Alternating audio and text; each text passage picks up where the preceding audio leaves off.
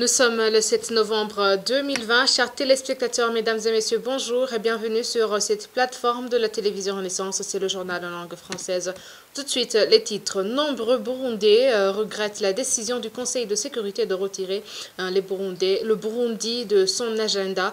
Pour le MSD, c'est un poignard dans le dos des Burundais. C'est le même constat pour le mouvement Inamahoro qui considère qu'il n'était pas opportun car les violations des droits de l'homme continuent. Vous allez le suivre dans ce journal. Et pour le UCOM qui écrit une troisième correspondance au président burundais, il demande de respecter la loi et ordonner aux membres du gouvernement de déclarer leurs biens. Voici pour le sommaire. À tout de suite.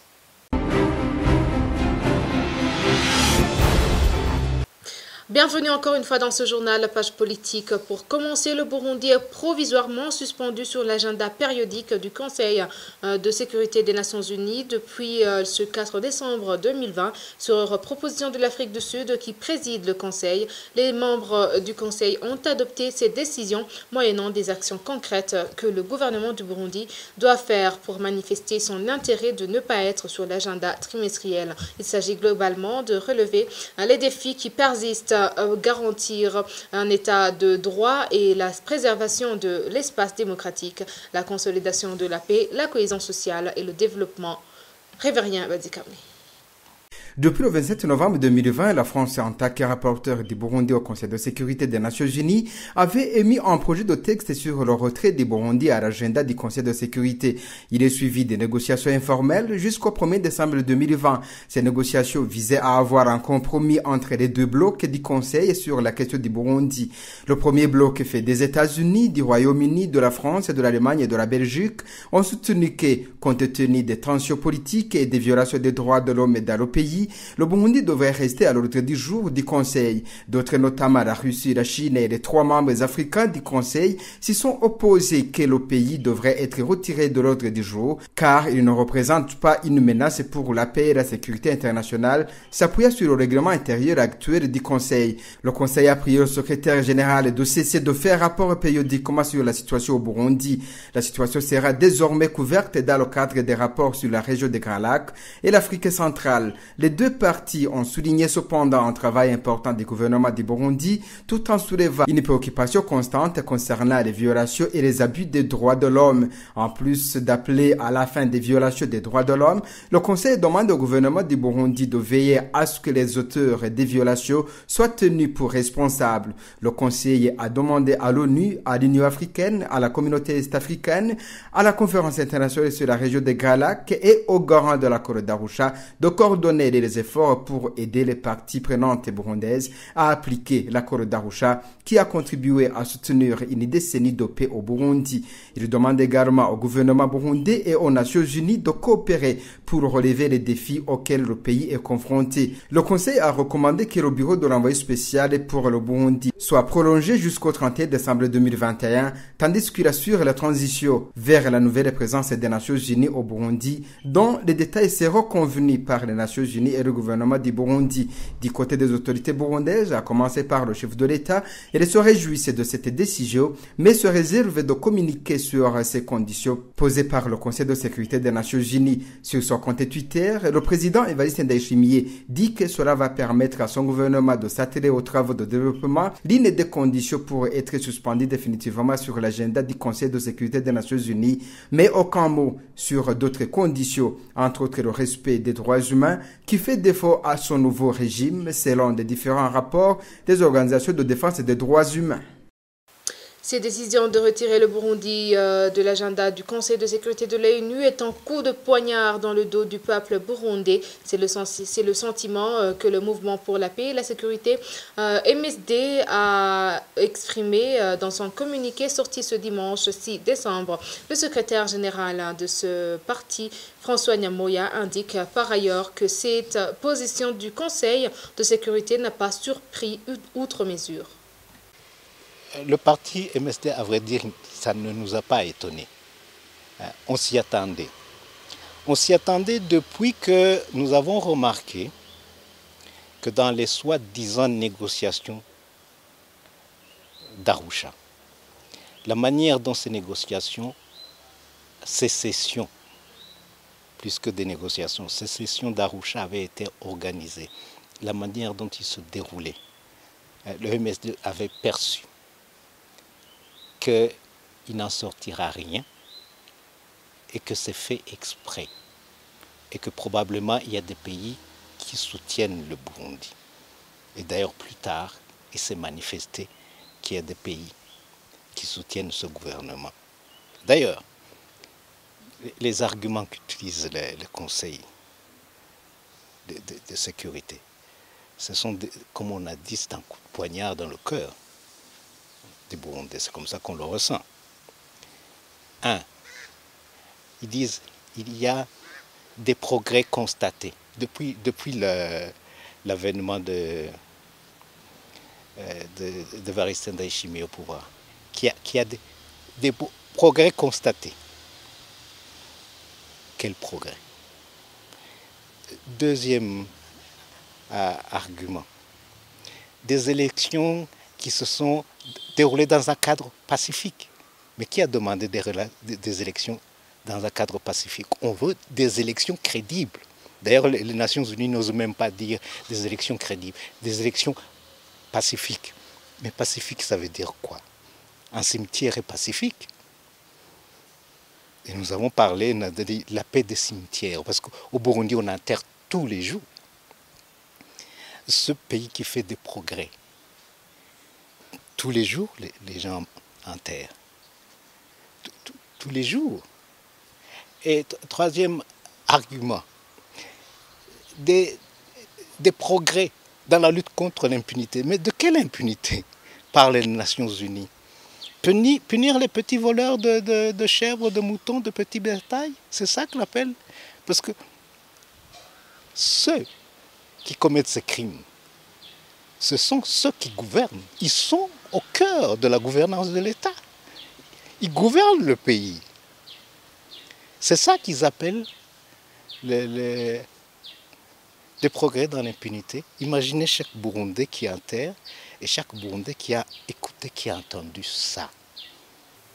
Le parti MSD lance un appel au peuple burundais pour qu'il prenne son destin en main, car personne ne le fera à sa place. Encore une fois, le secrétaire général du parti MSD Nyamoya. Et c'est pour ça que nous terminons en nous adressant aux Burundais, à tous les Burundis. Tirez les leçons une fois pour toutes. Le destin, votre destin est entre vos mains. Personne ne va vous libérer. Personne d'autre que vous-même. Maintenant, c'est une leçon qu'il faut tirer une fois pour toutes. Les occasions n'ont pas manqué de tirer la leçon, mais s'il fallait une autre occasion supplémentaire pour réveiller les Burundis, voilà. Comment devrait procéder le peuple burundais pour se libérer? Chaque Burundais sait ce qu'il doit faire. Je n'ai pas à détailler au micro. Faites ceci. Chaque Burundais sait ce qu'il a à faire. Parce que les Burundis ont fait preuve de très grande retenue. Et personne, encore moins les Nations Unies, ne pourront nous faire la leçon sur cette capacité de retenue, sur cet esprit pacifique qui est le nôtre. Toute la patience que nous avons mis à chercher une solution pacifique. Même son de cloche pour Marie-Louise Balichako, présidente du mouvement Inamahoro, femmes et filles pour la paix et la sécurité. Elle dit qu'en prenant ces décisions, le Conseil de sécurité vient d'abdiquer sur la question du Burundi. Marie-Louise Balichako explique que cette décision est prise au moment où on observe toujours des violations des droits humains dans le pays. Suivez. C'est une décision en quelque sorte surprenante. Je dis en quelque sorte parce qu'on pouvait s'y attendre. La manière dont le Conseil de sécurité de l'ONU et même l'Union africaine ont géré la question du Burundi laisse de l'espace pour ne pas être surpris par cette décision. Mais à mon avis, c'est plus une décision d'abdication qu'une décision dictée par l'analyse objective des éléments en leur possession.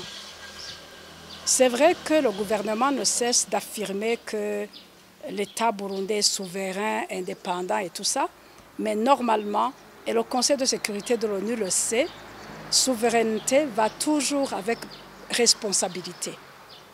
Autant le gouvernement est souverain, autant le gouvernement est indépendant, je veux dire l'État, autant l'État a la responsabilité de protéger son peuple contre toute forme d'insécurité, ce que le Burundi n'a pas fait. Aujourd'hui, si le Conseil de sécurité décide de retirer le Burundi de l'ordre du jour, ce n'est pas parce qu'ils sont satisfaits de ce qui s'est passé, des développements qu'il y a au Burundi, comme ils le disent. Ce qui le prouve, c'est la manière dont ils insistent sur les efforts que le gouvernement doit encore faire pour le respect des droits humains. Ça veut dire qu'ils voient très bien que les droits humains ne sont pas respectés au Burundi. Mais c'est plus pour dire on n'a plus rien à faire, on ne sait pas quoi faire. Regardez, le Conseil de sécurité sait très bien que le Burundi a interdit l'accès de la commission d'enquête du Conseil des droits de l'homme au Burundi. Le Conseil sait que le Burundi a fermé les bureaux du Haut Commissariat aux droits de l'homme au Burundi. Le Conseil sait très bien que le Burundi est en train de fermer le bureau de l'envoyé spécial au Burundi. Ils n'ont donc plus aucun moyen d'avoir des informations. Les informations qu'ils vont recevoir, ce sont des informations qui viennent de nous, qui viennent des organisations des droits de l'homme, qui viennent de nos médias. Et ces informations, ils ne veulent pas les utiliser. Ils les ont, mais ils ne les utilisent pas. Donc, pour moi, le Conseil de sécurité vient d'abdiquer dans la question du Burundi.